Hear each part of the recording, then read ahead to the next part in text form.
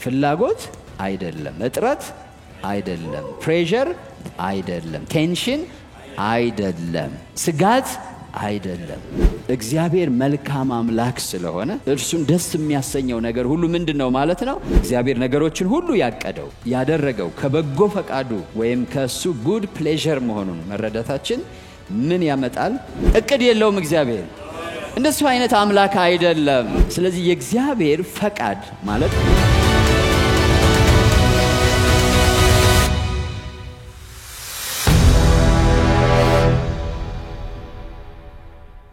ሃሌሉያ።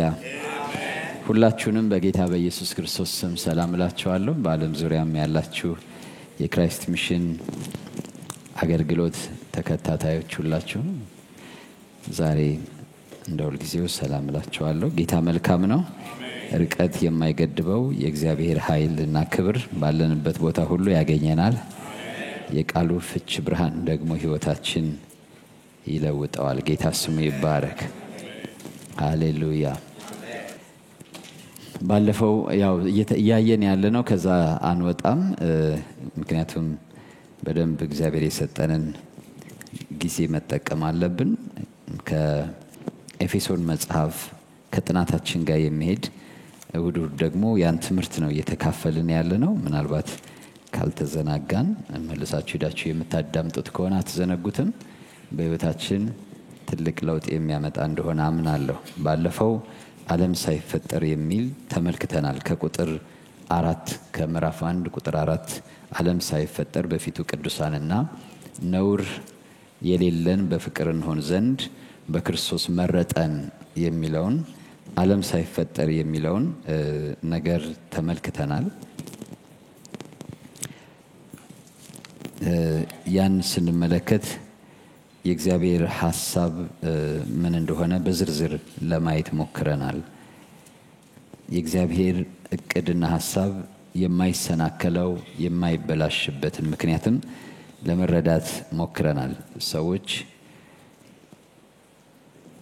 ያቀዱትና ያሰቡትን ነገር ወደ ተግባር ለማምጣት እውን ለማድረግ የሚያስፈልጓቸው ሁኔታዎች እንዳሉ ተመልክተናል። እግዚአብሔር ግን በእነዛ ሁኔታዎች ላይ የተደገፈም የሚደገፍም አምላክ እንዳልሆነ እና በራሱ ሉዓላዊ ማንነት ከራሱም ሉዓላዊ ማንነት ተነስቶ ነገሮችን እንደሚያቅድና እንደሚፈጽም ተረድተናል።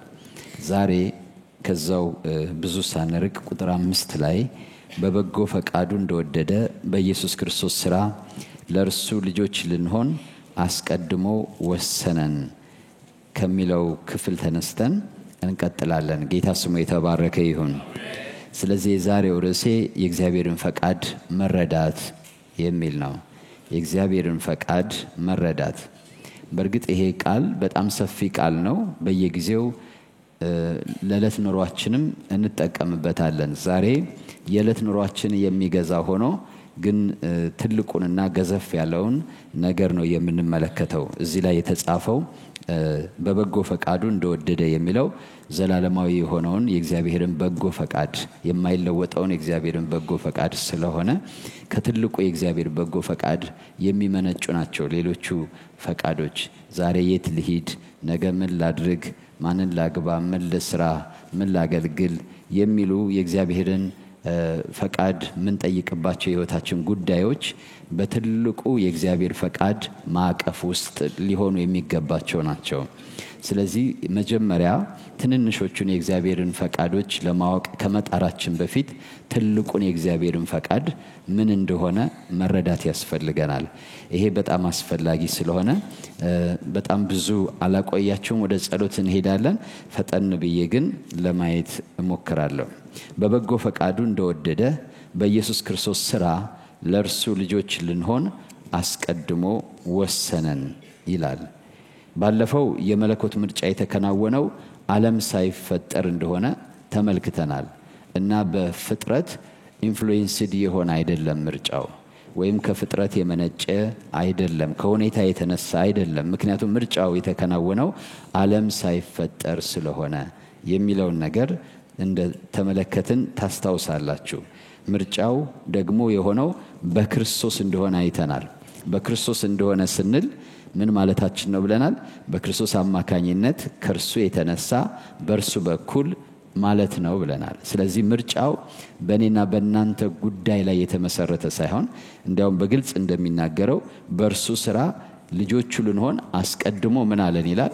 ወሰነን ይላል። ስለዚህ በሱ ስራ ከሆነ በእኛ ስራ ካልሆነ፣ በሱ ማንነት ከሆነ በእኛ ማንነት ካልሆነ ምርጫው ሙሉ በሙሉ እኛ ላይ አይደለም ማለት ነው።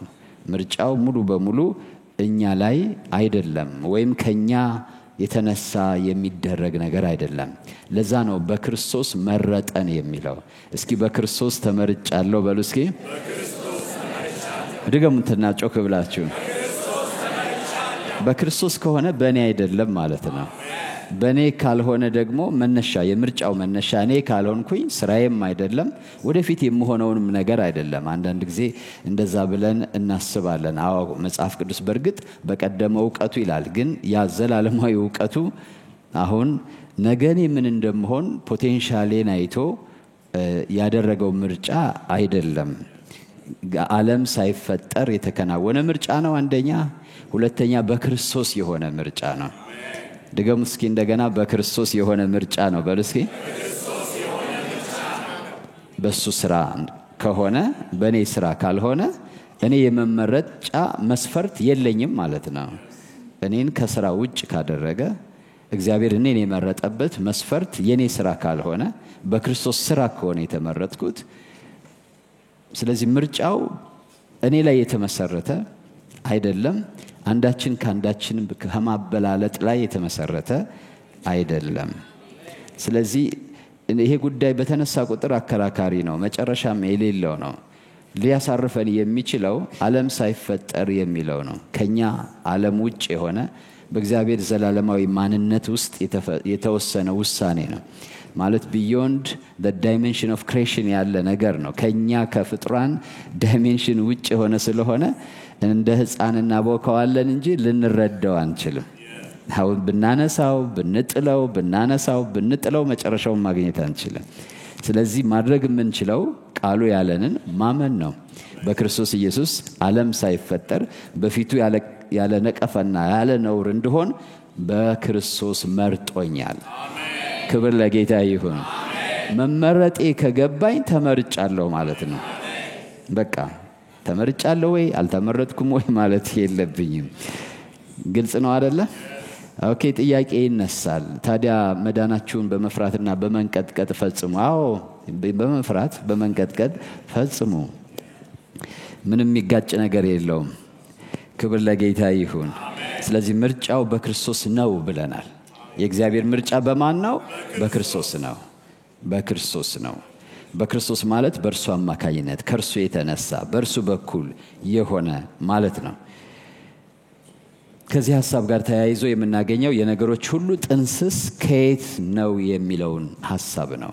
ታዲያ እንደዚህ ከሆነ እግዚአብሔር ነገሮችንም ፍጥረትንም ለመፍጠር እኛንም በክርስቶስ ኢየሱስ አስቀድሞ ለመምረጥና ለመወሰን መነሻው ምንድን ነው? የነገሮች ጥንስስ መጀመሪያ ምንድነው? መነሻው ይሄ ኢንቴንሽን ከየት ነው የመጣው የሚለውን መረዳት በጣም ያስፈልገናል። አክቹአሊ እንዲህ ያለውን ነገር ያወራን ስንሄድ እግዚአብሔርን ሞር እያወቅነው ነው የምንሄደው። ስናውቀው ደግሞ ልባችን እያረፈ እየተደላደለ እንሄዳለን። ጌታ ስሙ የተባረከ ይሁን። ስለዚህ ይህን መረዳታችን የነገሮችን ድምዳሜ ምን እንደሚሆን እንድንረዳና መተማመን እንዲኖረን ያግዘናል። ማለት እግዚአብሔር ከምን ተነስቶ ለምን ፈጠረ፣ ከምን ተነስቶ ለምን መረጠ የሚለውን ስንረዳ የኋላውን ማለት ነው መሰረቱን መነሻውን ስንረዳ መዳረሻው ላይ ድፍረት ይኖረናል፣ እርግጠኝነት ይኖረናል። እርሱ ደግሞ ህይወታችን የማይናወጥ ያደርገዋል። ለዛ እኮ ነው በትምህርት ነፋስ እየተፍገመገምን መወሰድ የለብንም የሚለው። ምንድነው? ዕውቀት ያገኘን እውነተኛ እግዚአብሔርን ማወቅ ወይም ክርስቶስ ኢየሱስን በማወቅ ወደሚገኝ የእምነት አንድነት ባደግን ቁጥር በትምህርት ነፋስ ወዲና ወዲህ መፍገምገም ወይም እንደ ሸምበቆ እንደማለት ነው። ወይም እንደ ዘንባባ ነፋስ ሲመጣ እንዲህ ይሄዳል። ሰዎች እንዲህና እንዲህ የሚሉት ለምንድነው ብትሉ የጸናውን የእግዚአብሔርን እውነት እነሱን የሚያጸናቸውን ካለመረዳታቸው የተነሳ ነው። እና ይቅርታ አድርጉልኝና ትናንት ብዙ ተናግሬያለሁ። ጴንጤ በጣም ብርጉግ ነው፣ ይበረግጋል፣ በጣም ይበረግጋል። ፈሪ ነው፣ በጣም ነው የሚበረግገው። የሚበረግግበት ምክንያት እንደ ነፍሱን እንደ መልህቅ የያዘለት ነገር ስለሌለ ነው። የለም እና ይበረግጋል በጣም። ከውጭ ባለ ነገር ይሰጋል፣ ይደነግጣል። በቃ አንዴ መጣብህ ካላችሁት አበቃ። በእውነት አያድርስ ነው። በጣም ትናንት የተናገርኩት ነበረ። ጌታ ጋር ሆነው እየሄዱ እያለ ርቧቸው እሸት መንገድ ላይ ቀጥፈው መብላት ጀመሩ። እንግዲህ እንደሱ አይነት አሉ አይደለ? ለምሳሌ ባቄላ፣ ሽምብራ ወይ የሆኑ ነገሮች ያው እዛው ከማሳው ላይ አነስታችሁ መብላት ትችላላችሁ። እና ፈሪሳውያን አዩአቸውና ደቀ መዛሙርት ሰንበትን አያከብሩም፣ እሸት በሉ ቀጥፈው በሰንበት አሉ። ጌታ ኢየሱስ መልሱን ታስታውሳላችሁ አይደለ? ሰው የሰንበት ጌታ ነው አላቸው። ሰንበት ለሰው ተፈጠረ እንጂ ሰው ለሰንበት ምን አላለም? አልተፈጠረም። ይሄ ለሁሉ ነገራችን መመዘኛ መሆን ያለበት። ሰንበት እንደ አምላክ ነው በአይሁድ። በእውነት ሰንበትን ራሱ ልክ እኛም አለ። አሁን ኦርቶዶክስ ሰንበት ትመሰገናለች። እንትን ፐርሰናሊቲ ተሰጥቷት ማለት ነው። ሰንበት በደንብ ነው የምትመሰገነው። ስም ተሰጥቷት ቋንቋ በደንብ ልክ እንደመቤታችን ቅድስት ድንግል ማርያም ትመሰገናለች ሰንበት። እና በአይሁድም በደንብ ነው የምትመሰገነው። እና እሷን ሰንበት ነው የሻሩት። እና ግን የሻሩት ከማን ጋር ሆነው ነው? ከሰንበት ጌታ ጋር ሆነው ነው የሻሩት። ከሰንበት ጌታ ጋር። ሌላ ጊዜ ደግሞ ደቀ መዛሙርት ለምንድን ነው የማይጾሙት? የዮሐንስ ደቀ መዛሙርት ይጾማሉ፣ ያንተ ግን አይጾሙም አሉት። ሙሽራው ከነሱ ጋር ሳለ ሚዜዎች መጾም ይገባቸዋልን አለ። አንድ ሰው እርግጠኛ መሆን ያለበት ከእግዚአብሔር ጋር መሆኑን ነው። አንድ ሰው እርግጠኛ መሆን ያለበት ከእርሱ ጋር ያለውን ህብረት ነው፣ አንድነት ነው። እሱ ደግሞ በልባችን ውስጥ ነው፣ በውጭ አይደለም። ዶክትሪን አይደለም፣ አስርቱ አይደለም፣ ሶስቱ አይደለም። የሆነ የተጻፈ ስርዓትና ደንብ ከመከተል ነፃ ወጥቶናል። ኢየሱስ መጥቶ እንደ ሙሴ አይደለም የሰበከልን፣ እኔ ብሎ ነው የሰበከልን። ይሄን የሚያደርግ አላለንም፣ በእኔ የሚያምን ነው ያለን። ግልጽ ነው እያልኳቸው ያለ ነገር የምንከተለው ፐርሰን ነው። እርሱ ደግሞ ያለው በእኛ ውስጥ ነው። ማደሪያውን በእኛ ውስጥ አድርጓል። በእኛ ውስጥ እንዳለ እርግጠኛ ከሆንን በውጭ ያለውን ነገር በነፃነት እንመረምራለን፣ ሳንሰጋ ሳንፈራ። ሃይማኖት አንፈራም። ጆባ ዊትነስ አንፈራም፣ ኦንሊ ጂሰስ አንፈራም፣ አድቬንቲስት አንፈራም፣ ሙስሊም አንፈራም፣ ቡድሃ አንፈራም። የሃይማኖት ዘሮችን ሁሉ ጥቀሱ አንፈራም። ለምን? እግዚአብሔር የመንፈሱን መያዣ በልባችን ውስጥ ሰጥቶናል። ጌታ ስሙ ይባረክ። አለ ውስጣችን አለ ያለን ሰዎች ነን። መንፈሱ ከመንፈሳችን ጋር ሆኖ የእግዚአብሔር ልጆች እንደሆነን የሚመሰክርልን ሰዎች ነን። ደግሞ ከቅዱሱ ቅባት የተካፈልን ሰዎች ነን። እናንተ ማንም ሊያስተምራችሁ አይገባም ማለት የእግዚአብሔርን ቃል ልትማሩ አይገባም ማለት አይደለም። ነገር ግን እናንተ የማታውቁትን እግዚአብሔር ሌላ እግዚአብሔር እዛ ጋር ያውላችሁ ሊላችሁ አይችልም። ለምን? እናንተ ከቅዱሱ ቅባት ምን ብላችኋል? ተቀብላችኋል። ከቅዱሱ ቅባት ማለት ከራሱ ማለት ነው። the same anointing, the same spirit ክራይስት ውስጥ ያለው እናንተ ውስጥ አለ። then you know ታውቃላችሁ ማለት ጥቅሱን ላታውቁት ትችላላችሁ፣ ጌታን ግን ታውቁታላችሁ። ከጌታ የሆነውን ታውቃላችሁ፣ ከጌታ ያልሆነውን ታውቃላችሁ። ለምን? እናንተ ከጌታ የሆነውን መንፈስ ተቀበላችኋል። ያለምን መንፈስ አልተቀበላችሁም። ዳግመኛ የተወለደ የእግዚአብሔር ልጅ የሆነ ሁሉ ባፉ መናገር እንኳን ባይችል፣ ጥቅስ እንኳን መጥቀስ ባይችል፣ በውስጡ ግን እርግጠኛ የሚያደርገው የእግዚአብሔር መንፈስ አለ።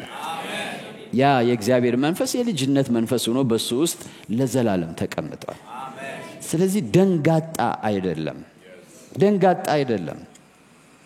ሃይማኖትን ስትከተሉ ነው ደንጋጣ የምትሆኑት፣ የምትርበተበቱት በትንሹ በትልቁ።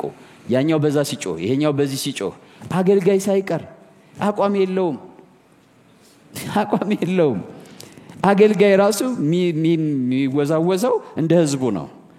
አብዛኛው ወደ የት አደላ የሚለውን ያይና አብዛኛው ጋር ይሆናል ማለት ነው። የአብዛኛው ድምጽ ምን ይላል?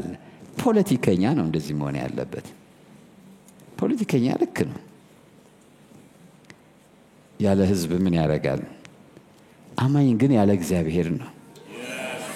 መታመኛው እግዚአብሔር ነው። እውነቱም እግዚአብሔር ነው። ድጋፉም እግዚአብሔር ነው። አሜን ነው። ድጋፉ እግዚአብሔር ነው። የእግዚአብሔርን ነገር እየተረዳን ስንሄድ ነው ነፍሳችን ከመዋለል ነፃ የምትሆነው። እግዚአብሔርን ማወቅ ዳግመኛ መወለድ የመጀመሪያው ዕውቀት እሱ ነው። ዳአት እግዚአብሔርን በውስጠኛው ሰዋችን ማወቅ፣ ቴስት ማድረግ፣ መቅመስ ማለት እንጂ በዚህ በአእምሮ ዳታ ሰብስበን መረዳት ማለት አይደለም። ኤክስፒሪየንስ ማድረግ እግዚአብሔርን በመንፈስ ቅዱስ አማካኝነት እሱ ካለን ዘንድ ሰዎች እኔ አባቴ መሆኑን ያወቁት ባዮሎጂ ሳላቅ ነው። ባዮሎጂ በኋላ ነው የመጣው። ባባ ያልኩት አባቴ ያልኩት ባዮሎጂ አስተምሮኝ አይደለም። ወንድ ነው እንዲህ ነው እንደዛ ነው ብሎኝ አይደለም። ሰው እግዚአብሔርን በኋላ ሰዎች ሊያስረዱን ይሞክሩ ይሆናል። ግን ምናቀው ከርሱ በመወለዳችን ነው። ማይገባችሁ ነገር ካለ ዶንት ወሪ፣ አትጨነቁ፣ አትፍሩም። አሁን እግዚአብሔር ያጸደቃቸው ማን ይኮንናቸዋል? ይኮንነኛል ብላችሁ አትፍሩ። የጸደቃችሁት በክርስቶስ ኢየሱስ ነው። ማንንም ሊኮንናችሁ ስልጣን የለው፣ መብት የለው፣ እድል የለው፣ ፋንታ የለው። በክርስቶስ ኢየሱስ ላሉት አሁን ምን የለባቸው? በቃ እርሱ ነፃ ነህ ካለኝ ማን ይፈርድብኛል? ማንም። ስለዚህ አትፍሩ። በሐሳባችሁ ውስጥ ልዩ ልዩ ሐሳብ ሊመጣ ይችላል። አትፍሩ። ከእግዚአብሔር ጋር ታርቃችኋል። እግዚአብሔር በዛ ሐሳባችሁ አይፈርድባችሁም። ጥያቄ እናሳባችሁ ወይኔ እንዴት እጠይቃለሁ ብላችሁ አትጨነቁ። ጋድ እግዚአብሔር ከልባችን ይልቅ ታላቅ ነው ይላል መጽሐፍ አይደለ? እግዚአብሔር ከልባችን ይልቅ ታላቅ ነው። ከኛ እጅግ የላቀ ነው።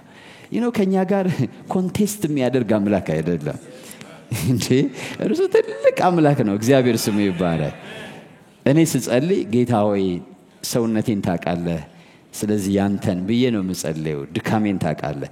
ስጠራጠርም አልፈራም። ለምን ተጠራጠርኩ ብዬ ራሴን አላጨናንቀውም። በወድቅም ራሱ ራሴን እንደዛ አላደርግም።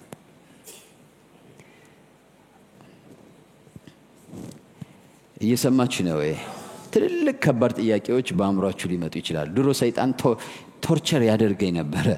ሐሳብ ይሰጠኝና እንዴት ይሄን ታስባለህ? እንዲህ አይነት ሐሳብ እንዴት ታስባለህ? አንተ አትረባም። ከዛ እሱን እቀበልና ተንበርክኬ እኔ አረባ። አሁንም ሐሳቡ የገዘፈ ይመጣል። ወይኔ ጠፋው። አሁን ገባኝ። ከእግዚአብሔር ጋር ታርቄያለሁ። እርሱ አስቀድሞ ወዶኛል። እኛ እንደወደድነው አይደለም ይላል መጽሐፍ ቅዱስ አይደለ እንዴ? አስቀድሞ የወደደን ማን ነው? እሱ ነው። ራሱን የገለጠልን እሱ ነው። ወደ እርሱ የሳበን እሱ ነው። የተዋወቀን እሱ ነው። እኔ አይደለሁም።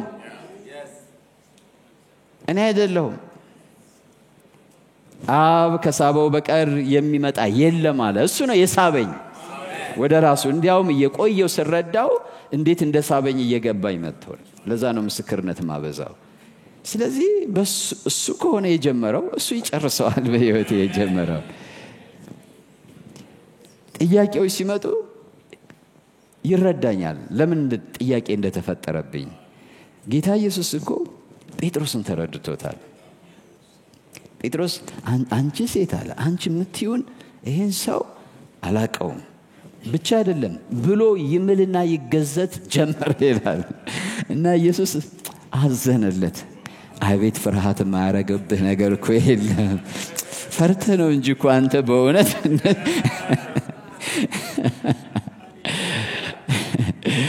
እየሰማችሁ ነው። እኛንም ዱላን እስተን እንዴት ምናምን የምንለው እሱ ይረዳሃል። ይረዳሃል፣ በደንብ ይረዳሃል። ማን እንደሆንክ ለምን እንደምታደርገው ይረዳሃል። ለምን ጥያቄ እንደተፈጠረብህ ለምን እንደዛ አይነት ፈተና ውስጥ እንደወደክ ይረዳዋል። በደንብ ይረዳዋል። እኛንን ዱላ ምናነሳው እኛንን። ለዛ ነው ጳውሎስ እኮ አረ ጊዜው ሳይደርስ ምን አትበሉ ይላል።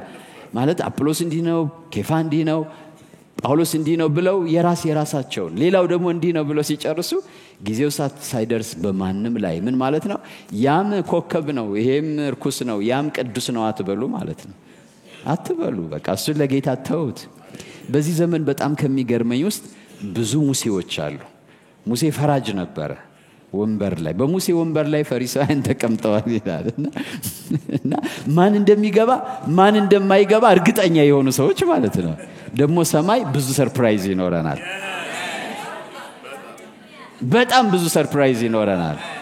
እኛ እንደምናምን ካካ ያልናቸው ሰዎች እነሱ በዛ ሲያንጸባርቁ እናገኛቸዋለን። በጣም በሙሴ ወንበር ላይ እንድንቀመጥ አልተሰጠንም። ተሽሯል ያ ወንበር ተሽሯል። አሁን የጸጋና የምህረት ወንበር ተዘርግቷል። በሚያስፈልገን ጊዜ የሚረዳንን ጸጋ እንድናገኝ ምህረትንም እንድንቀበል ወደ ጸጋው ዙፋን በእምነት ምን እንበል ወይም በድፍረት ምን እንበል እንቅረብ። በኮንፊደንስ እንቅረብ። በሚያስፈልገን ጊዜ ምን የሚለንን የሚረዳንን፣ ስንደክም፣ ጥያቄ ሲፈጠርብን፣ ስንስት፣ ስንሳሳት የምህረትና የጸጋ ዙፋን አሁን ተዘርግቷል። የሙሴ ወንበር ተነስቷል። አሁን የሙሴ ወንበር ተነስቷል። አሁን የለም የሙሴ ወንበር የለም። ያ ሙሴ ጀጅ የሚያረግበት ማለት ነው። እሱ የለም።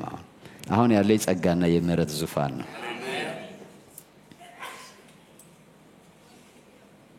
ስለዚህ ክርስቲያን በእግዚአብሔር ምን ያህል እንደተወደደ፣ ምን ያህል እንደተመረጠ፣ ምን ያህል እንደተጠራ ከገባው በውጫዊ ነፋስ አይፍገመገምም። በውጭ ግፊት አይጠራመስም። የውጭ ግፊት ምን ያህል ኃይል እንዳለው ታውቃላችሁ? የውስጥ ባዶ ከሆነ አደገኛ ነው። ሰዎች ሙከራ ሲያሳዩ አየሁኝ። የውጭ ግፊትና የውስጥን ግፊት ማለት አሁን ትልቁን እኛ ቦቲ ነው የምንለው አይደል? ነዳጅ ምናምን ይሄ ምንድነው ጋኖን ነገር እሱን ምን አደረጉ? በጣም ትልቅ ክብደት ያለው ነገር ከላይ ጣሉበት። ምንም አልሆነም። በኋላ ግን መሳሪያ ገጥመው ከውስጥ ያለውን አየር ሲያወጡ ግን ጥርምስምስ አለ እና የሚጠራመሰው የውጭውን ፕሬሸር መቋቋም ስላቃተው ነው። ለምንድነው የውጭውን ፕሬሸር መቋቋም ያቃተው? የውስጡን ባዶ እየሆነ ስለሆነ ማለት ነው። ክርስቲያን እንደዚህ ነው። የውጭው ፕሬሸር መቋቋም ያቃተው ውስጡ ባዶ ሲሆን ነው። ለዚህ ነው የእግዚአብሔር ቃል በሙላት መንፈስ ቅዱስን በሙላት ሊኖርብን የሚያስፈልገው። አሜን ነው። በጌታ በኢየሱስም ዛሬ ይሙላብን። አሜን። ይሙላብን። ወደ ውስጣችን ነው መመልከት ያለብን ሁሉ ጊዜ። ከማን ጋር ነኝ? እግዚአብሔር ታርቆኛል በሉ እስኪ። እግዚአብሔር ታርቆኛል። እሱ በቃ እንዴ ስንት ቢሊዮን ነው አሁን ያለው ህዝብ እጁን አውጥቶ ተስፋውን የተረገመ ነው ቢል ያ ሁሉ እጅ አንድም እርግማን በእኔ ላይ መጣል አይችልም። እርሱ ያጸደቃቸውን ማን ይከሳቸዋል? እርግጠኛ መሆን ያለብኝ እርሱ እኔን ማጽደቁ ላይ ነው። አሜን ነው። እርሱ እኔን ምን ማድረጉ ላይ ነው? ማጽደቁ ላይ ነው። የዓለም ህዝብ ሁሉ ሁለት እጁን አውጥቶ 7 ቢሊዮን ከሆነ 14 ቢሊዮን እጅ ቢወጣ ማለት ነው በፍጹም እኔን ሊኮንነኝ አይችልም። የሚያጸድቅ እግዚአብሔር። የሚኮንንስ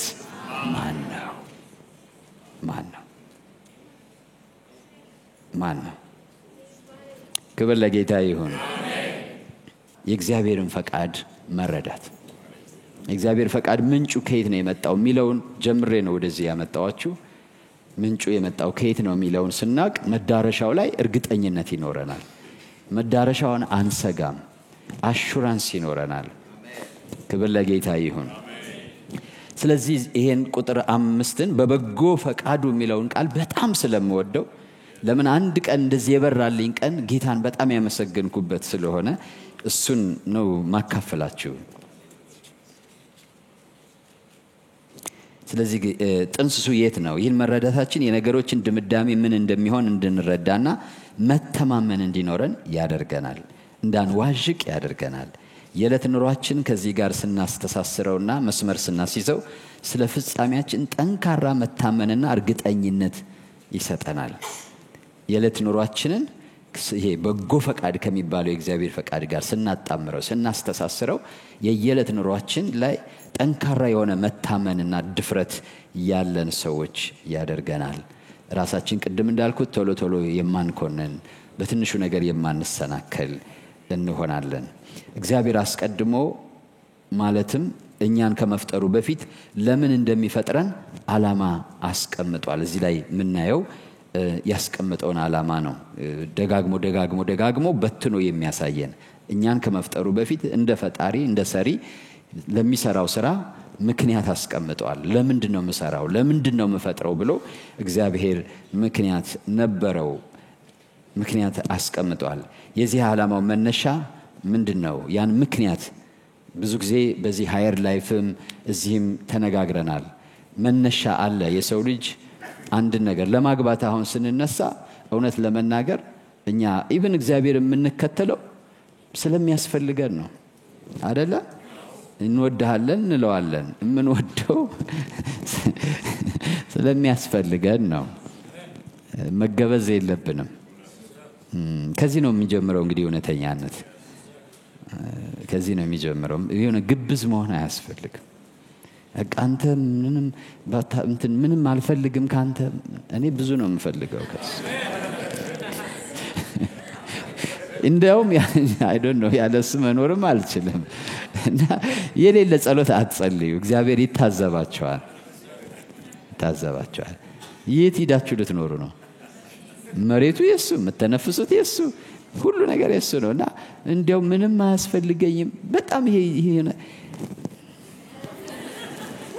እኔ እንደው በቃ ከአገልጋዮቻችን የወረስነው ብዙ መወዳቸው አገልጋዮችም ሆኖ ምሳሌያቸው ይሁን ተረታቸው ይሁን ምስክርነታቸው አንዳንዴ ግብዝ የሚያረጋን ነው። ከዛ እሱን ደግሞ ልክ እንደ መጽሐፍ ቅዱስ ይዘነው ማለት ነው። ለምን ያምንወደው የእግዚአብሔር ሰው ስለሆነ እሱን የነገረን እንደ መጽሐፍ ቅዱስ ይዘነው መለኪያ አድርገነው በቃ እንንቀሳቀስበት። ጸሎታችን እሱ ነው፣ ዝማሬያችን እሱ ነው። እንዴ አረ እውነተኛ መሆን ነው የሚያስፈልገው። እውነተኛ መሆን ነው የሚያስፈልገው።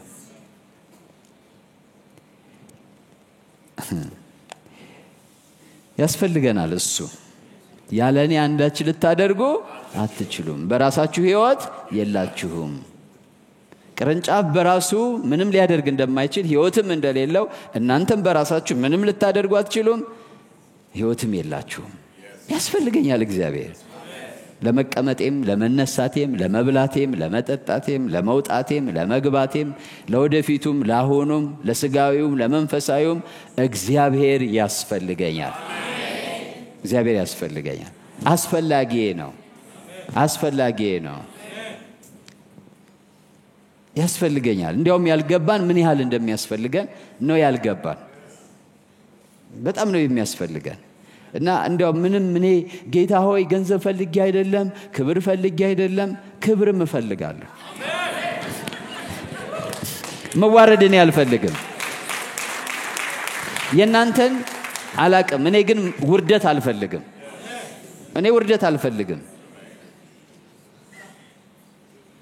እንዲያከብረኝ እፈልጋለሁ። እንዲያከብረኝም ነው መከተለው። መጨረሻ መያዘልኝ ምንድነው? እሱ ክብር ነው አይደለም? አስቀድሞ ያወቃቸውን ምን አደረጋቸው? ጠራቸው። የጠራቸውን አጸደቃቸው። ያጸደቃቸውን አከበራቸው። ያን ክብር ትፈልጋላችሁ አትፈልጉም? እንደዛ መክበር ትፈልጋላችሁ አትፈልጉም? ስለዚህ ሁላችሁ የግብዝ ጸሎት አስወግዱ። የግብዝ ምስጋና ማስወግዱ። አለዛ ህይወት ምስቅልቅል ነው። የሆነ ኮንትራዲክት ብዙ ፓራዶክስ ይኖራል በልባችን ውስጥ። እንዲህ ካልታረቀን ከእግዚአብሔር ጋር ካላስታረቀን ራሳችን ማት ፓራዶክስ ያለን ሰዎች እንሆናለን። ከዛስ አስመሳዮች እንሆናለን። ውሸታሞች እንሆናለን። ስለዚህ ይሄን ብዙ ጊዜ የተነጋገርንበት ጉዳይ ነው። የዛሬ ትምህርታችን ደግሞ ከምንድነው ይሄ መነሻው የሚለው ልግባ። አሁንም ወደዛ እየወጣሁ ነው። እኛ ሰዎች አንድ ነገር ለመስራት ስናቅድ ያንን ነገር እንድንሰራው መነሻ የሚሆኑን ምክንያቶች አሉ። እነዛ ምክንያቶች ከኛ ውጭ ናቸው። ብዙ ጊዜ ማለት ውጫዊ ምክንያቶች ናቸው። ውጫዊ ምክንያቶች ናቸው ስላችሁ ፕሬሸር ኤንድ ቴንሽን አለብን፣ ላክ አለብን፣ እጥረት አለብን፣ ግፊት አለብን፣ ፈተና አለብን፣ ውስንነት አለብን፣ ገደብ አለን፣ ፍላጎት አለን። ስለዚህ ፍላጎት ማለት ከኛ ውጭ የሆነ ነገር ወደኛ የማስገባት የመጨመር ፍላጎት አለን። ጭማሪ የሚረዳን ነገር ሊሆን ይችላል። ምን ጨምረው ነገር ምግብ ያስፈልገናል እኛ ለመኖር አይደለም። ብቻ ውጫዊ ነገር ወደኛ ለመጨመር ስንፈልግ የሆነ ነገር መስራት እንሞክራለን። የኛ መነሻ ብዙ ምክንያቶች ይኖሩታል። እግዚአብሔርስ ፍጥረትን ሲፈጥር ይሄን የዘላለም ትልቅ ሐሳብና ዕቅድ ሲያቅድ መነሻው ምንድነው የሚለውን መረዳት በጣም ያስፈልጋል። ይሄ ማወቃችን እኛ ፍጥረቱ ስለሆንን በሕይወታችን የምናደርጋቸው ነገሮች በአግባቡ ቅደም ተከተል እንድንሰጣቸው ይረዳናል። እግዚአብሔር ለምን አደረጋቸው የሚለውን ስናውቅ ለነገሮች ሁሉ ስፍራ እንድንሰጥ ቅደም ተከተል እንድናስቀምጥላቸው ይረዳናል። ዋና ያልሆነ ነገር ዋና ከማድረግ እንተርፋለን። ዋና ያልሆነ ከሆነ ዋና እንዳለ መሆኑ መጠን እንሞክረዋለን። አሁን ሙጭጭ ብለን እንኳን የምንይዘው የአንዳንድ ጉዳዮች አይኖሩንም።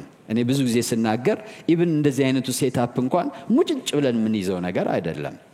ምክንያቱም ዋና አይደለም። ዋናው ነገር ከገባን ሌላውን ነገር እንደ ቅደም ተከተሉ እናስተናግደዋለን። ስለዚህ ላንዱ ስንል ያን ማለት ነው። ጌታ ኢየሱስ ክርስቶስ ምን ሰውነት ከልብስ አይበልጥምን? ነፍስስ ከሰውነት አይበልጥምን? ማለት መጀመሪያ ልብሳችሁን ሊወስድ ቢመጣና አልሰጥም ስትሉት የሆነ ነገር እንደሚያረጋችሁ ከገባችሁ አረ ልብሴን ወሰደው፣ ልብሳችሁን እንዲወስድ ፍላጎታችሁ አይደለም። ነገር ግን ከሰውነታችሁ አይበልጥም ልብስ አይደለ? ስለዚህ እንዲወስድ ትፈቅዱለታላችሁ።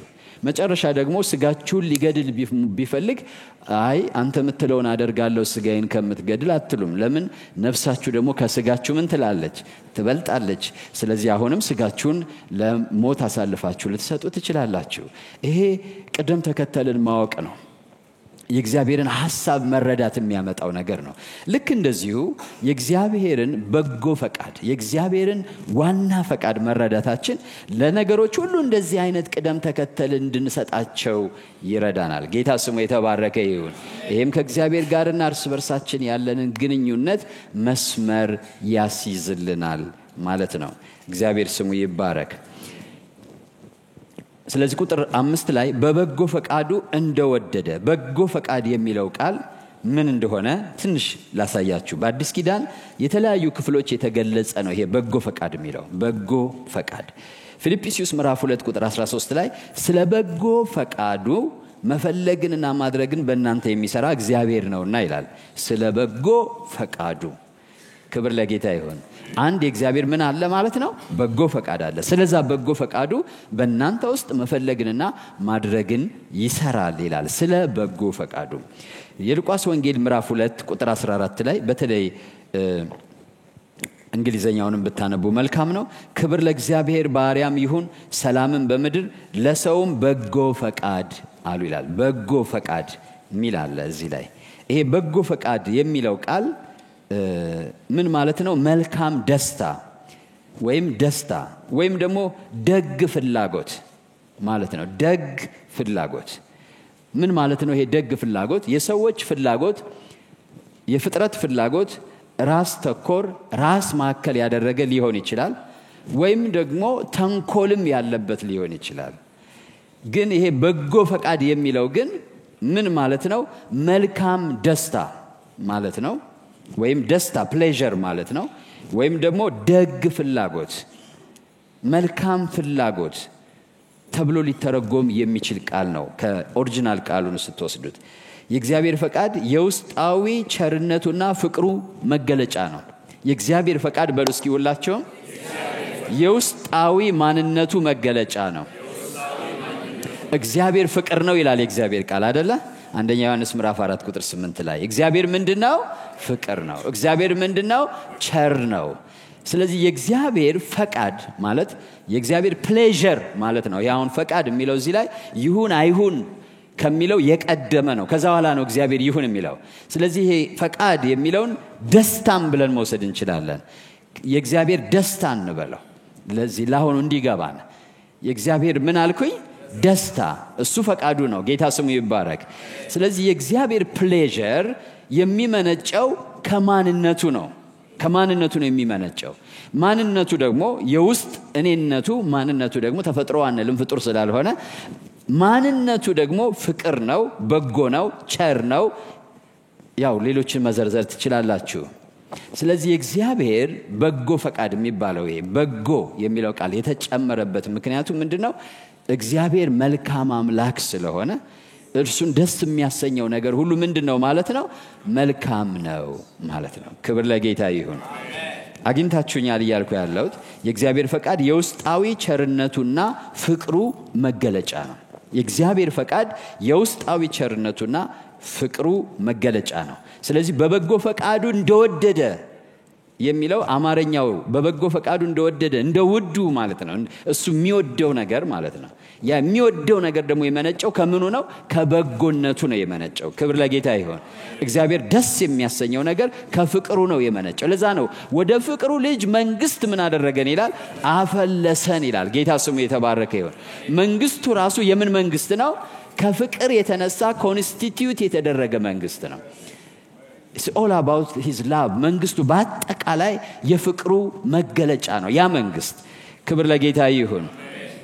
ብዙ ጊዜ ስናገር ሰዎች መለየት ያለብን his government and his kingdom ነው እላለሁ። government ማለት እግዚአብሔር እንደ ፈጣሪነቱ እርኩሱንም ቅዱሱንም ሁሉንም የሚቀጣበት የሚመራበት፣ ሰይጣንም በዛ በገቨርንመንት ውስጥ ታዛዥ ነው፣ ባሪያ ነው፣ አገልጋይ ነው። ሰይጣን ሳይቀር የእግዚአብሔርን ፈቃድ ፈጻሚ ነው። ግን የእግዚአብሔርን በጎ ፈቃድ ፈጻሚ ግን አይደለም። ግልጽ ነው እያልኳቸው ያለ የእግዚአብሔር ገቨርንመንት የምንለው ፍጥረትን ሁሉ የሚያስተዳድርበት የእግዚአብሔር አገዛዝ የምንለው ትልቅ ነው። እሱ ያ ትልቁ የእግዚአብሔር በጎ ፈቃድ የሚገለጽበት አይደለም። የእግዚአብሔር ጽድቅ ኢስታብሊሽ እንዲሆን ይቀጣበታል፣ ይገልበታል፣ ከፈለገ የፈለገውን ያደርግበታል። ለምን? የሱ ኪንግደም አይደለም። የሱ ኪንግደም የሚባለው ግን ኢየሱስ ክርስቶስ ራስ የሆነበትና የእግዚአብሔር ፍቅር የሚገለጥበት የፍቅሩ ልጅ መንግስት ይባላል። ጌታ ስሙ ይባላል። እስኪ በሉ የፍቅሩ ልጅ መንግስት በሉ እስኪ። ያ ዶሜን ማለት ሙሉ በሙሉ የእግዚአብሔር ደስታ የሚገለጥበት ማለት ነው። ከኔ ጋር ናችሁ? የእግዚአብሔር ፕሌዠር ያለበት ማለት ነው። እግዚአብሔር ደስ የሚያሰኘው ማለት ከማንነቱ የመነጨው ነገር ብቻ ያለበት ክልል ማለት ነው።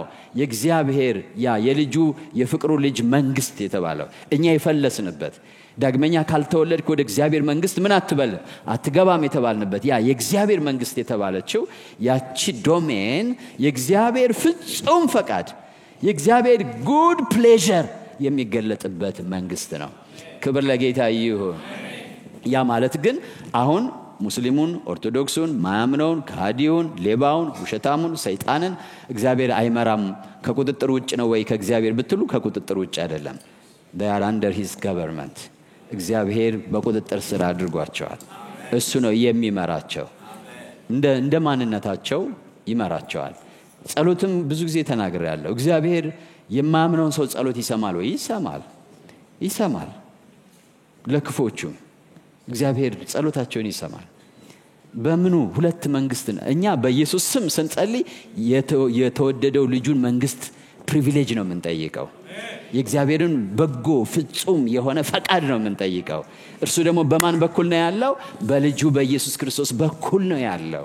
ነገር ግን እግዚአብሔር የዛ ብቻ አምላክ አይደለም፣ የኔሽንስ ሁሉ አምላክ ነው። ጌታ ስሙ ይባረክ። ስለዚህ እንደ ፍጥረትነታቸው ፈጣሪ ሲሉት ይሰሙታል፣ ወደዳችሁም ጠላችሁም ይሰሙታል። የእንስሳውን ጩኸት የቁራውን ጩኸት ታደምጣለህ ይላል እግዚአብሔር ቃል። አደንን ይሰጣዋል ለአውሬው ይለዋል። አውሬው በምን ጸልዮ እንደሆነ አላቅም። ለአንበሳ አደንን የሚሰጠው እንኳን ማን ነው? እግዚአብሔር ነው። ምሳሌያዊ ነው እሱ ንግግር። እየሰማችሁ ነው ወይ?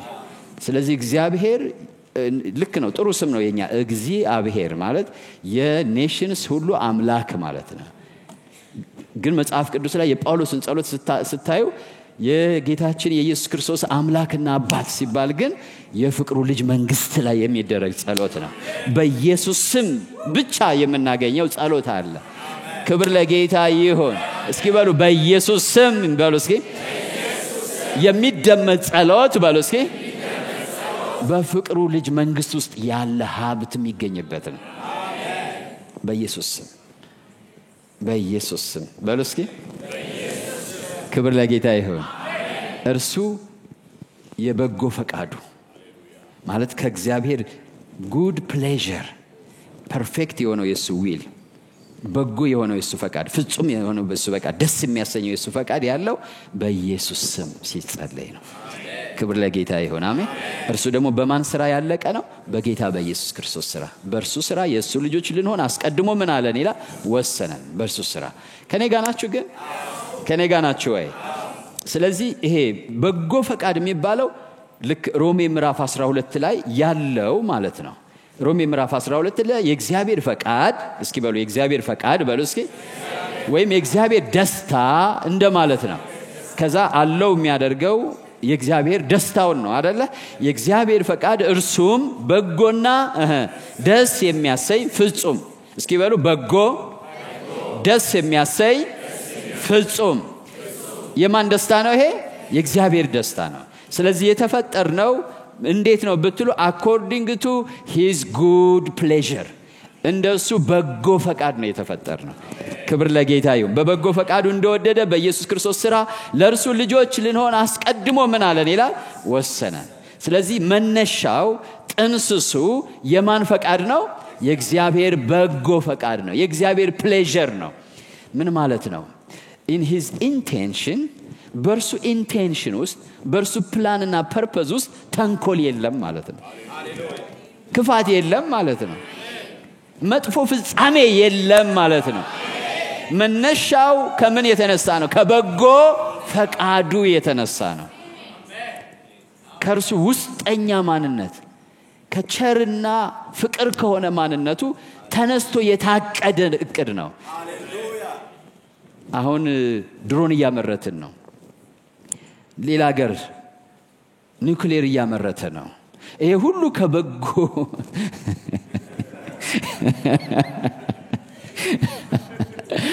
ስለዚህ ስለ ፍጻሜው አስቡ በዛ ውስጥ በድሮን ውስጥ በኒውክሌር ውስጥ ምንድነው ያለው ፍጻሜ ንገሩኝ እስኪ ምንድነው ያለው ፍጻሜ ነገር ግን እግዚአብሔር በኢየሱስ ክርስቶስ ለእርሱ ልጆች ልንሆን አስቀድሞ የወሰነው ከምን መነሻነት ነው ከራሱ በጎ ፈቃድ መነሻነት ነው ጥንስሱ መጀመሪያ የተጠነሰሰው በዛ ውስጥ ተንኮል የለም በዛ ውስጥ ሞት የለም በዛ ውስጥ ሴራ የለም አንዳንዱ ሰው አለ ነቢያቱም ጸልየዋል እንደው እግዚአብሔር ልታጠምደኝ ነው ወይ ሁሉ ብለው ሰው ስለሆኑ ነው በእግዚአብሔር ፈቃድ ውስጥ ግን ሴራ የሚባል የለም ክብር ለጌታ ይሁን መነሻው ምንድነው በጎ ፈቃድ ነው ማለት የራሱ እኮ ነው በጎ ፈቃድ ማለት የራሱ ፕሌዠር ከራሱ መለኮታዊ ማንነት የመነጨ ነው ጌታ ስሙ የተባረከ ይሁን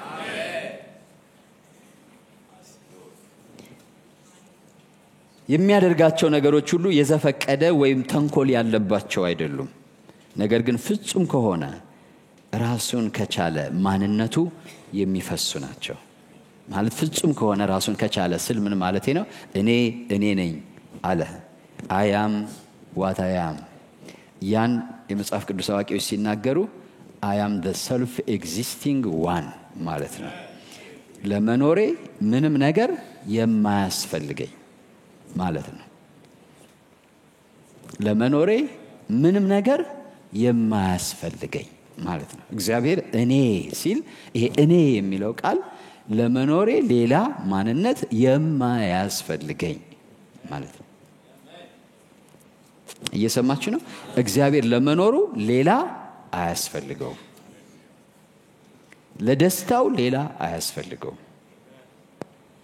he's perfect ፍጹም ነው ስንል ምንም አያስፈልገውም ማለት ነው። ስለዚህ አስፈልጎት አይደለም። አሁን ከወንድና ከሴት ፈቃድ አልተወለዱም የሚለው ፈቃድ የሚላል አይደለ? አሁን የወንድና የሴት ፈቃድ የሚባል አንዳንዱ ያው ሴክሹዋል ዲዛየር ፕሬዠር አድርጎት ከማይሆን ሰው ይወልዳል። ዊዛውት ፕላን ዊዛውት ፐርፐዝ ይወልዳል። በቃ አሁን አቦርሽን የሚበዛው እኮ ዊዛውት ፕላን ኤንድ ፐርፐዝ የሚደረግ ነገር ስለሆነ ነው። ከምን ፈቃድ የሚመነጭ? ከሴትና ከወንድ ፈቃድ የሚመነጭ ስለሆነ ነው። ሌላው ሴትና ወንድ ቅድም እንዳልኩት ይጋባል። የሚጋባው አሁንም ሁለቱም አንዳቸው ለአንዳቸው ማያስፈልጉ ስለሆነ አይደለም የሚጋቡት፣ ስለሚያስፈልጉ ነው የሚጋቡት። ሰው ብቻውን ይሆን ዘንድ መልካም አይደለም። መልካም ስላልሆነ ነው። ኒድ ነው ትዳር ማለት ነው። እግዚአብሔር ግን ምንም አይነት ኒድ የለውም። ስለዚህ መነሻው በበጎ ፈቃዱ ነው። just his love። ክብር ለጌታ ይሁን።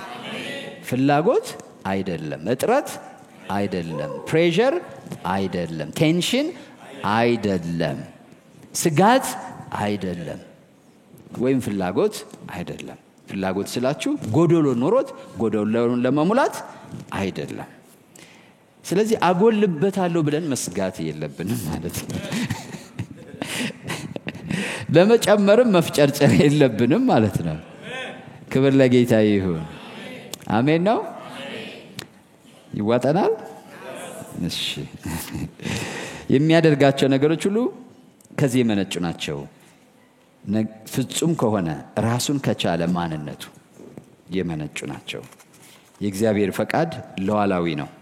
በእርሱ ደስታ የተጀመረ ነው። ክብር ለጌታ ይሁን። ከማን ደስታ የተጀመረ ነው? ከራሱ ደስታ የተጀመረ ነው። ምንጩ የራሱ ደስታ ነው። ውጫዊ ጫና ወይም ጉድለት የለበትም። ውጫዊ ጫና ወይም ጉድለት የለበትም።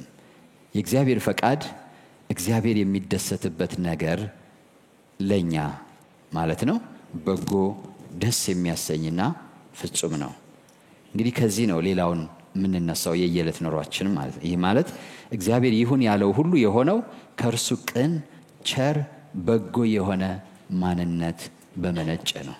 ይሁን ብሎ እንዲሆን ያደረገው ነገሩ ሁሉ ውስጥ የእርሱ ቸርነት አለበት፣ የእሱ በጎነት አለበት፣ የእሱ ቅንነት አለበት፣ የእሱ ፍቅር አለበት። ይሁን ሲል ሲፈቅድ ማለት ነው። ያን ይሁን ብሎ የፈቀደው እንዲሆን የፈቀደው ነገር ውስጥ ሁሉ የማን በጎነት አለ? የእግዚአብሔር በጎነት አለ፣ የእግዚአብሔር ቸርነት አለ።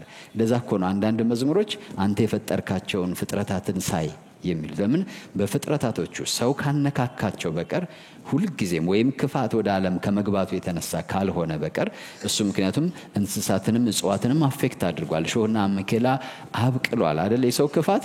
ከዛ ውጭ ግን እግዚአብሔር መልካም እንደሆነ ያየው መጀመሪያ ይሁን ብሎ የፈጠረው ነገር ውስጥ ሁሉ የሱ ቸርነት አለ፣ የሱ በጎነት አለ፣ የሱ ፍቅር አለ። እግዚአብሔር ስሙ የተባረከ ይሁን። የእርሱ ልግስና አለ። ጌታ ስሙ ይባረክ። አማኞች እግዚአብሔር እቅድ ከበጎ ፈቃዱ ከመልካም ማንነቱ ደስታ የመነጨ መሆኑን መረዳታችን በዋነኛነት ሁለት ነገሮችን ያደርግልናል። አንደኛው እርግጠኝነት፣ ደጋግሜ እንደተናገርኩት የእግዚአብሔር እቅዶች በተፈጥሯቸው መልካም እንደሆኑ ስናምን በችግርም ውስጥ እንኳን ሆነን ፍጻሜያችን መልካም እንደሚሆን እርግጠኛ እንሆናለን። የእግዚአብሔር ፈቃድ ከበጎነቱ የመነጨ እንደሆነ እርግጠኛ ከሆነን በፈተና ውስጥም እንኳን ሆነን ፍጻሜያችን መልካም እንደሚሆን ምን እንሆናለን? እርግጠኛ እንሆናለን። from the beginning ኢንዱን ያስቀመጠው እግዚአብሔር በበጎ ፈቃዱ እንደሆነ መረዳታችን ማለት ነው። ኦሪት ዘፍጥረት ምዕራፍ 50 ቁጥር 20 እና 21 ባነብላችሁ መልካም ነው። እናንተ ይላል ክፉ ነገርን አሰባችሁብኝ። ዮሴፍ ነው። መጨረሻ ላይ ወንድሞቹን ከመጡ በኋላ ደነገጡ። እሱ እንደሆነ ሲያውቁ በቃ ሊበቀለን ነው አሉ። ግን ዮሴፍ የእግዚአብሔርን ምስጢር የተረዳ ሰው ነው።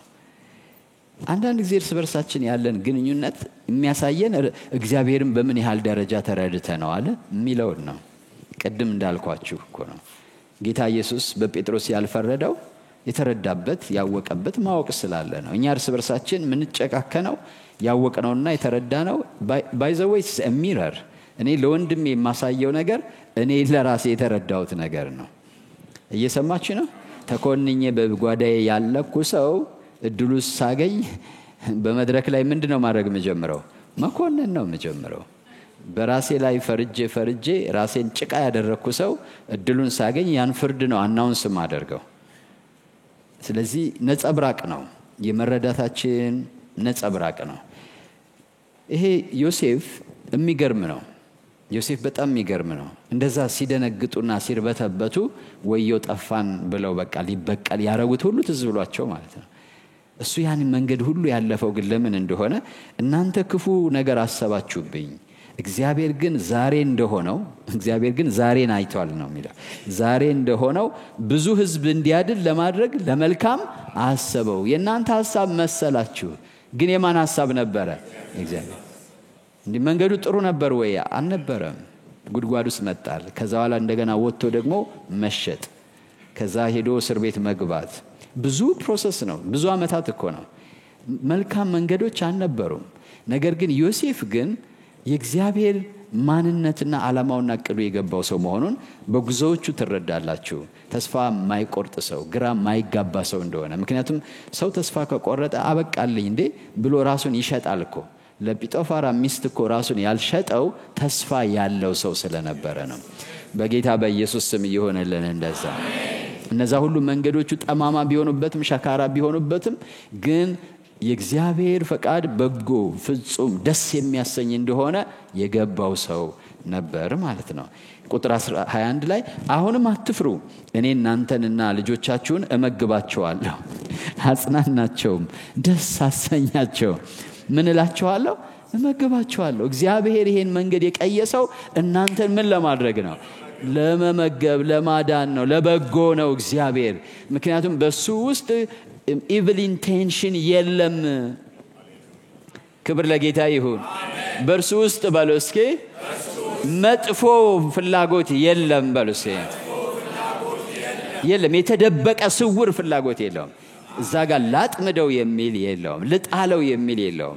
እግዚአብሔር በተፈጥሮ በማንነቱ በጎ ስለሆነ። ሁለተኛው ያዕቆብ እዚህ ላይ መታየት አለ።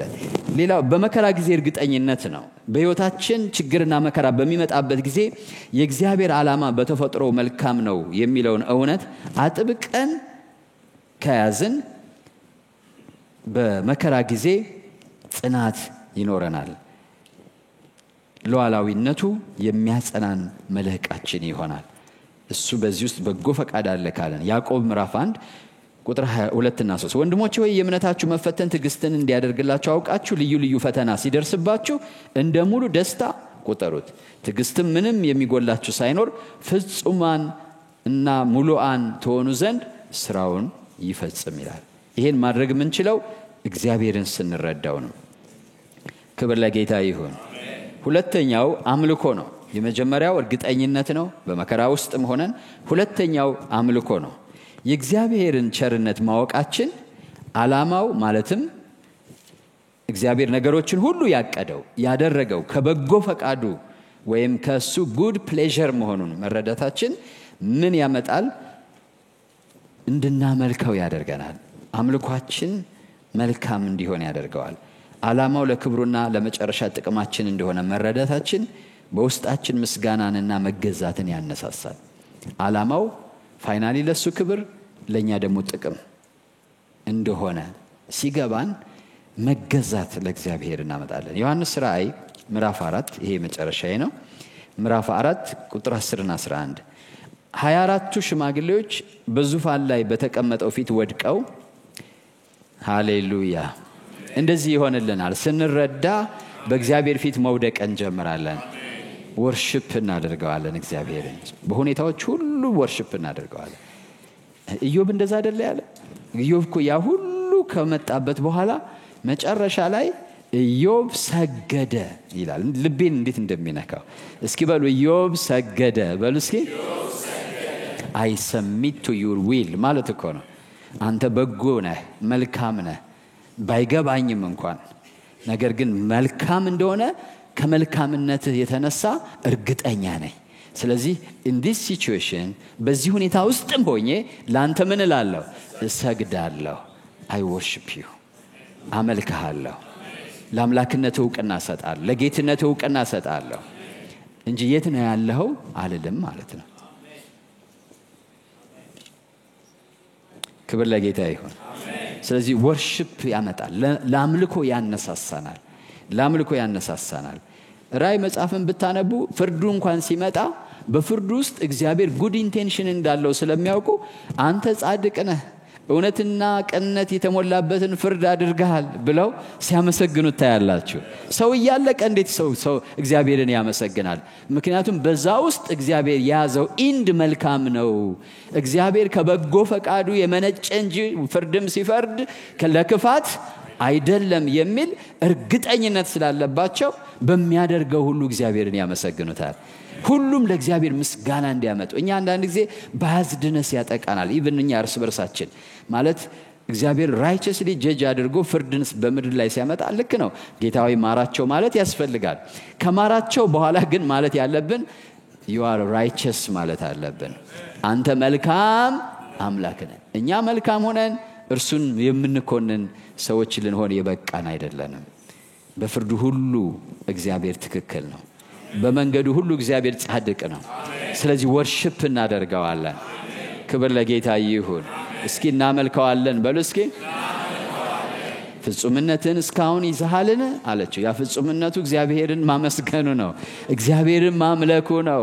በዛ ሁኔታ ውስጥ እንዴት እንደዛ ፍጹምነቱን ያዘ ብትሉ እግዚአብሔር በሱ ውስጥ ኢቪል ኢንቴንሽን የሌለው አምላክ ነው የሚል ነው።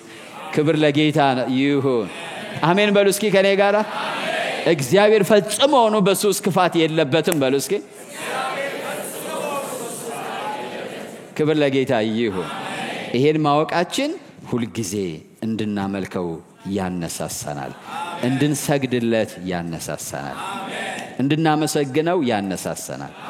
ጌታችንና አምላካችን ሆይ አንተ ሁሉን ፈጥረሃልና ስለ ፈቃድህም for your good pleasure ማለት ነው ሆነዋልና ተፈጥረዋልምና ክብር፣ ውዳሴ፣ ኃይል ልትቀበል ይገባሃል እያሉ በዙፋኑ ፊት አክሊላቸውን ያኖራሉ። ጌታ ስሙ ይባረክ። ተነስተን ጌታን እናመስግነው። ሃሌሉያ ሃሌሉያ ሃሌሉያ። ስሙ ለዘላለም ይባረክ፣ ስሙ ለዘላለም ይባረክ። አመልክሃለሁ በሉት እስኪ። እሰግድልሃለሁ። ፈቃድ በጎ እንደሆነ አውቃለሁ፣ ፍጹም እንደሆነ አውቃለሁ፣ ደስ የሚያሰኝ እንደሆነ አውቃለሁ። አሁን ባይገባኝም እንኳን ያለውበት ሁኔታ ነገር ግን ላንተ እሰግዳለሁ፣ አንተን አመልካለሁ። ሃሌሉያ ሃሌሉያ። ክብር ለስሙ ይሁን።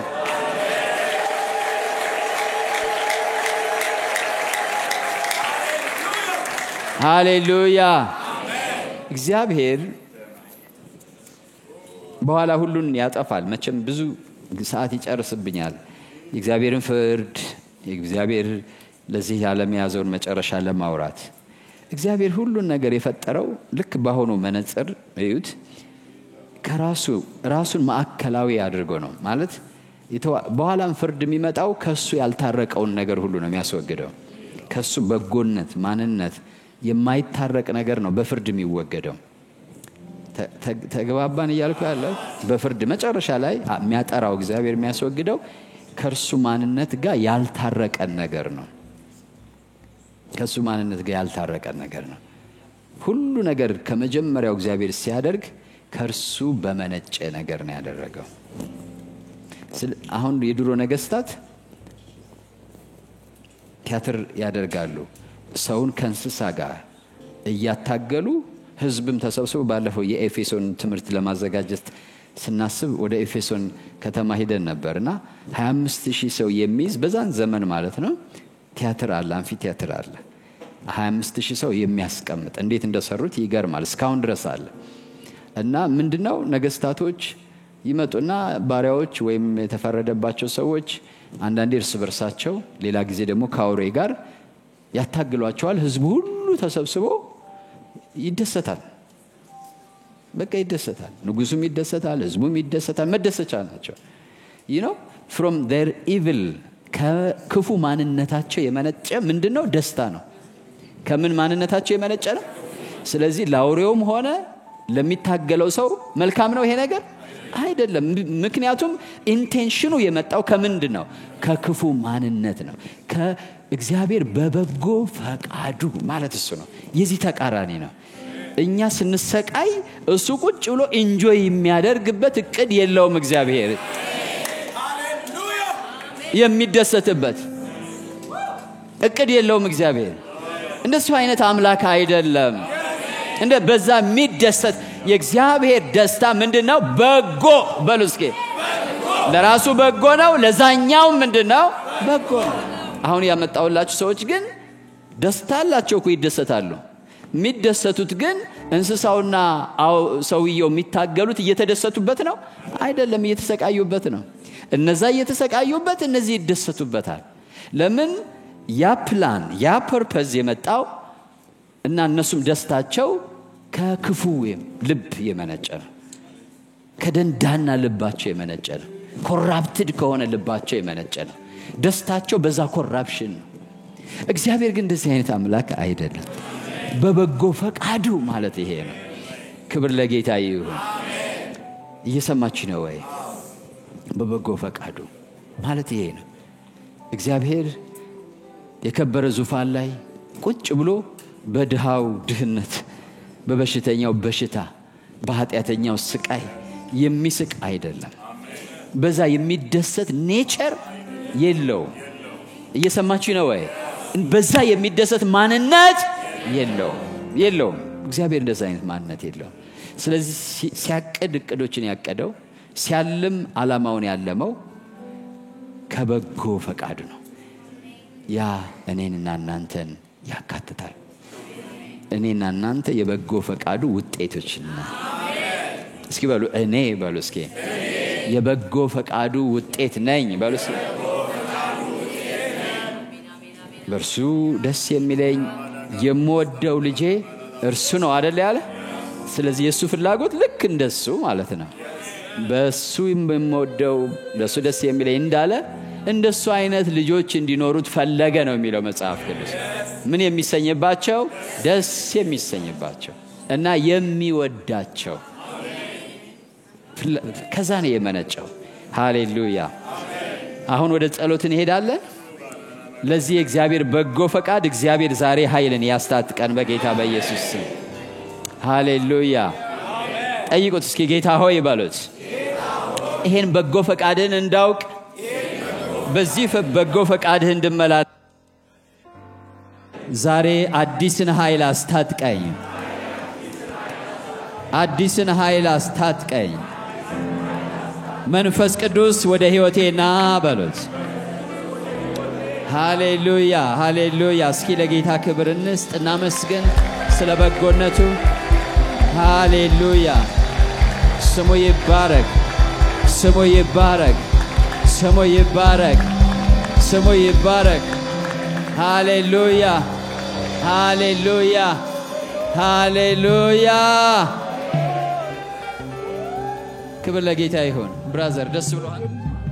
በለቅሶ ስላየሁት ነው። በጣም እንባ ወርሶታል። የአምላኩን በጎነት ሲያይ ነው እንደዛ የሆነው። የአምላኩን ቸርነት ሲያይ ነው። የዮሴፍ አምላክ ያንተ አምላክ ነው፣ ያንቺ አምላክ ነው። ሃሌሉያ ሃሌሉያ። እንጸልያለን። ጸልዩ ጸልዩ ጸልዩ። አመስግኑትም ጸልዩም አመስግኑትም። ከበጎ ፈቃድ ተገኝቻለሁ። የበጎ ፈቃድ ውጤት ነኝ። መንገዴ የተቀየሰው ካንተ በጎ ፈቃድ ነው። ሃሌሉያ። መንገዴ የተቀየሰው ካንተ በጎ ፈቃድ ነው። ሕይወቴ የተቀየሰው ባንተ በጎ ፈቃድ ነው። ሃሌሉያ ሃሌሉያ። ክብር ለስሙ ይሁን። ሃሌሉያ ሃሌሉያ ጌታን እስኪ አመስግኑት መገኛችሁን ብቻ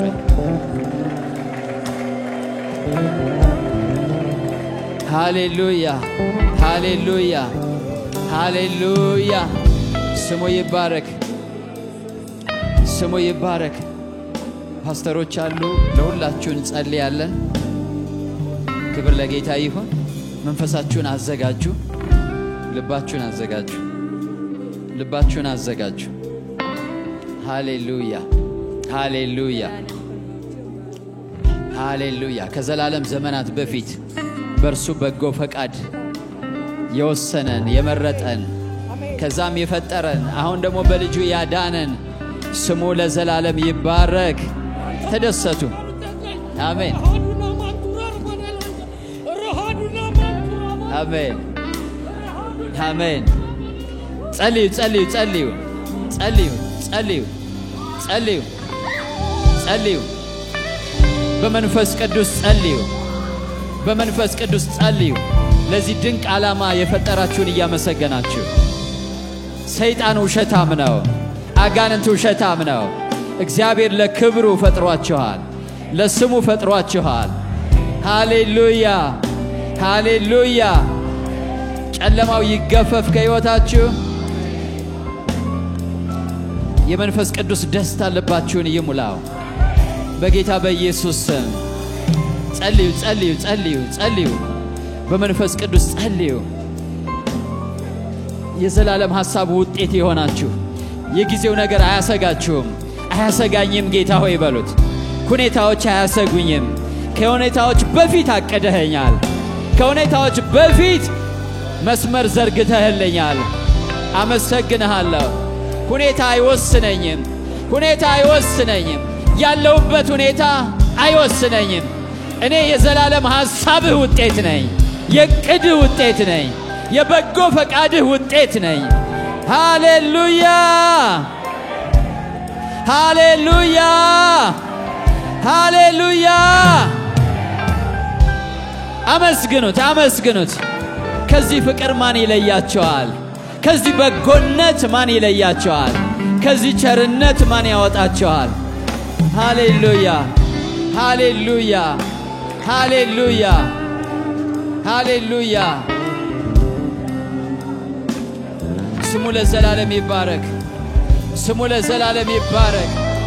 ስሙ ለዘላለም ይባረክ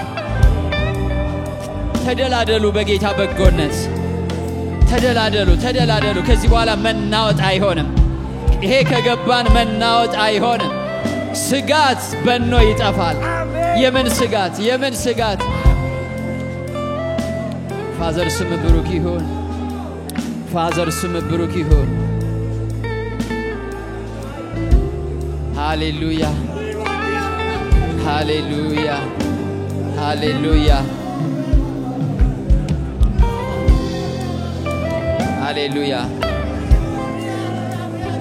ሃሌሉያ ሃሌሉያ ሃሌሉያ ሃሌሉያ ሃሌሉያ ሃሌሉያ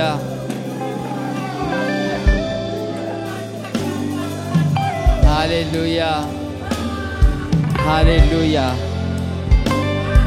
ስጋትን ከሕይወታችሁ ላይ ያስወግድላችሁ ፍርሃትን ከሕይወታችሁ ላይ ያስወግድላችሁ ዛሬ በመንፈስ ቅዱስ በልባችሁ ውስጥ የመረዳት ባለጸግነት ይለቀቅላችሁ በመረዳት ባለጠግነት ተባረኩ ዛሬ በመረዳት ባለጠግነት ዛሬ በመንፈስ ቅዱስ ተባረኩ በመረዳት ባለጠግነት ዛሬ ተባረኩ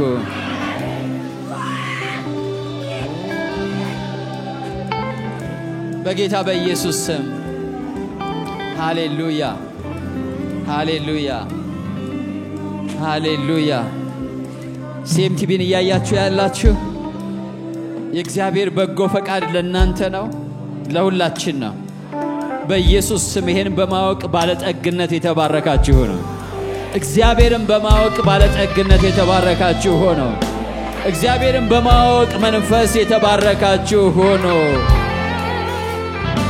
ሃሌሉያ ፋዘር ስም ብሩክ ይሁን። በጌታ በኢየሱስ ስም እናንተ ጸልዩ። ሃሌሉያ። በጌታ በኢየሱስ ስም በጌታ በኢየሱስ ስም በጌታ በኢየሱስ ስም በጌታ በኢየሱስ ስም በጌታ በኢየሱስ ስም በጌታ በኢየሱስ ስም በጌታ በኢየሱስ ስም በጌታ በኢየሱስ ስም በጌታ በኢየሱስ ስም በጌታ በኢየሱስ ስም በጌታ በኢየሱስ ስም ጸልዩ ጸልዩ ጸልዩ ጸልዩ። እግዚአብሔር መገኘቱን በመካከላችን አድርጓል። ክብሩ በመካከላችን፣ ኃይሉ በመካከላችን አለ። ሃሌሉያ። ስለዚህ አገልጋዮች ሲመጡ ሌላ ሜዠር ኦፍ አኖይንቲንግ ወደ ሕይወታችሁ ይመጣል። ክብር ለስሙ ይሁን። ሃሌሉያ። እኔ ዛሬ ጸሎቴ ነው፣ እግዚአብሔርን በማወቅ ባለጠግነት ተባረኩ። ዛሬ በጌታ በኢየሱስ ስም የእግዚአብሔርን ጥልቅ ነገር በመረዳት ባለጠግነት ተባረኩ። በጌታ በኢየሱስ ክርስቶስ ስም በጌታ በኢየሱስ ስም በጌታ በኢየሱስ ስም በጌታ በኢየሱስ ስም በጌታ በኢየሱስ ስም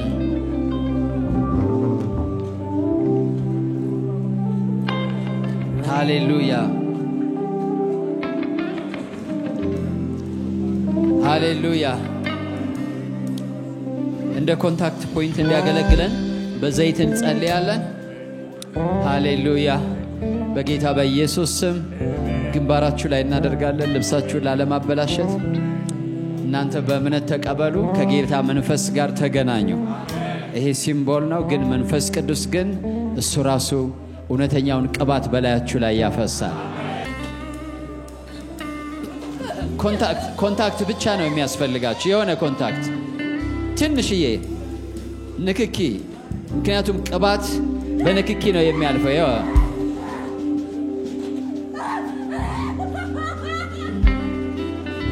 ልባችሁን ክፈቱ።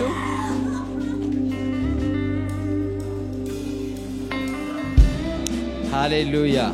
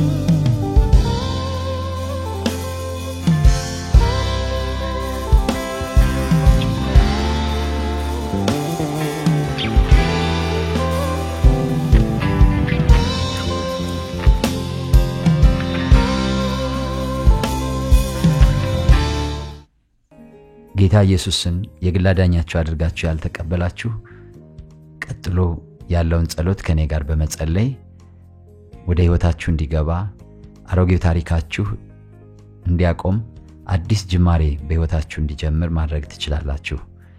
አሁን ይሄን አብረን እንጸልይ። እኔ የምለውን በማለት ኢየሱስን ወደ ሕይወታችሁ ጋብዙት። እግዚአብሔር አምላክ ሆይ ዛሬ ወደ አንተ ስለጠራኸኝ አመሰግንሃለሁ።